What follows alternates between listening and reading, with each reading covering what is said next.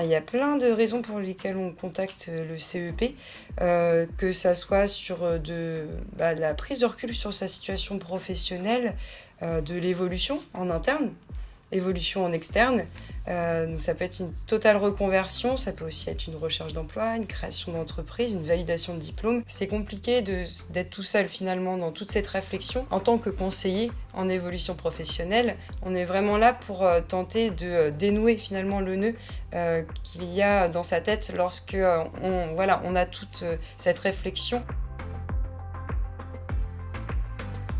Le CEP, c'est un accompagnement où il n'y a pas de jugement, où on co-construit ensemble, où on est le guide, où on est le fil rouge en tant que conseiller par rapport à la personne. Et c'est vraiment la personne qui est au cœur de son accompagnement. Donc pour moi, ça, c'est vraiment quelque chose de nouveau dans l'orientation professionnelle et c'est ce qui définit le mieux le CEP.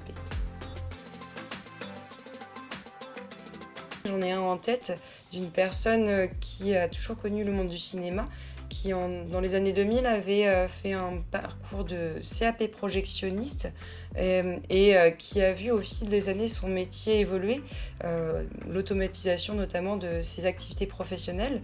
Et afin d'anticiper la suppression de son poste, il a sollicité le CEP. Donc ensemble, on a travaillé à l'identification d'un nouveau métier.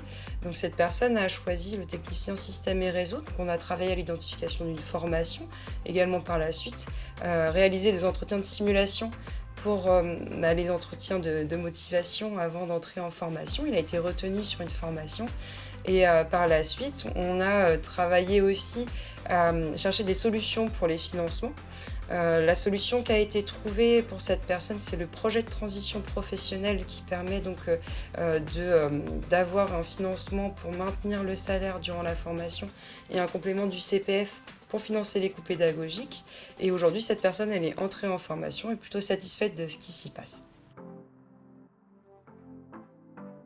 L'aspect confidentiel de chaque entretien, le fait que ce soit gratuit et puis je dirais aussi un accompagnement vers un mieux-être pour la personne. C'est vraiment ça notre objectif.